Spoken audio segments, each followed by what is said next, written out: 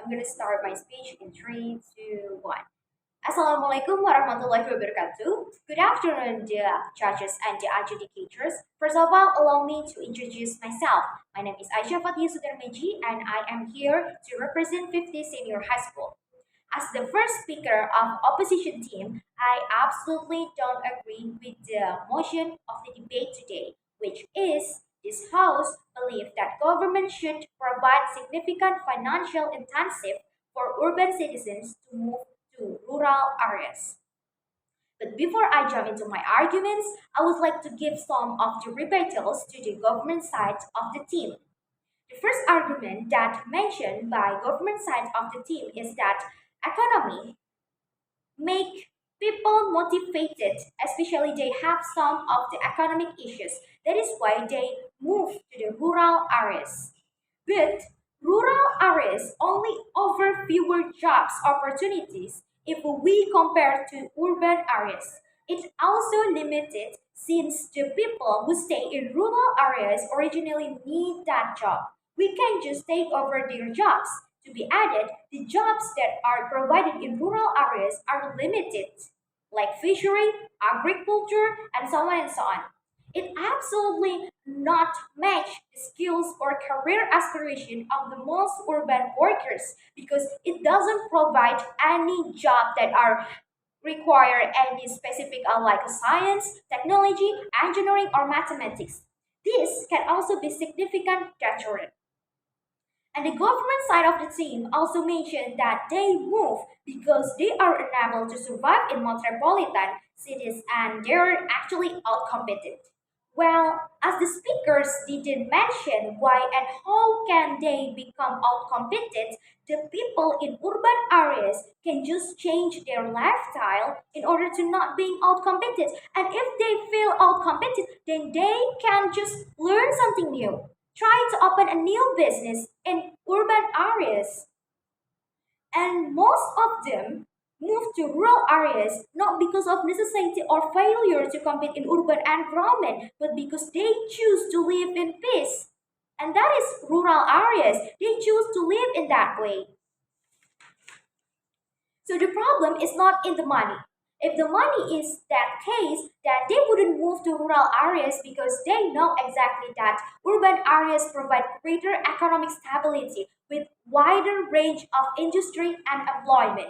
If they can get a job in urban areas, they can create a job. Creating a job in urban areas which provide huge customers will be more profitable for them. The government side of the team also say that companies go where customers go. Then why can't we make it exclusive? Make the companies that are only available in metropolitan cities so that customer will come to us and it won't create slums areas as long as the governments have a proper regulation about it. Move to the third arguments of the government side of the team's mention about economics gonna increase once people move to the rural areas. Well, we have to think about the infrastructure as well. Infrastructure in and development in rural areas, whether it boosts the economic growth or not, governments still have to develop infrastructure in rural areas as the rural areas probably lack of necessity of infrastructure to support rapid growth. So the economic benefits could be limited. An increase in population requires more schools, healthcare facilities such as hospitals, schools, social services, and so on and so on.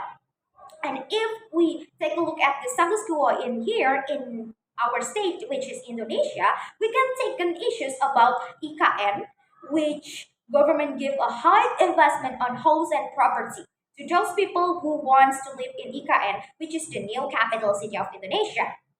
This could in some ways, but imagine what we can do with the money instead of building luxury houses and the property stuffs.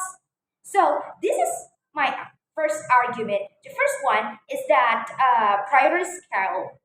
Government funds to incentive urban to rural migration is not really worth it as we can build a new and proper infrastructure such as healthcare like hospitals, education infrastructure like schools, university, library or even upgrading the transportation in the cities. It's better to build infrastructure in suburbs areas first, handling the poverty and homelessness to slums area instead of investing the money too much on citizens that moving out of the cities to rural areas.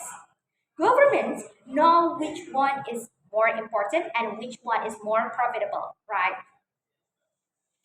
My second argument is that heavy investment might create short term jobs or improvements but might not lead to sustainable economic growth if not backed by a broader economic development plan. Because rural areas are mostly limited on job sectors and it makes them less resilient to economic shifts, such as declines in agriculture or manufacturing sectors. The last but not least is the risk. If government invests too much on realization and they have no proper plan that it might cause so many risks, especially finance risk, and the highest risk that can be happen is that it can harm the state of finance in our state.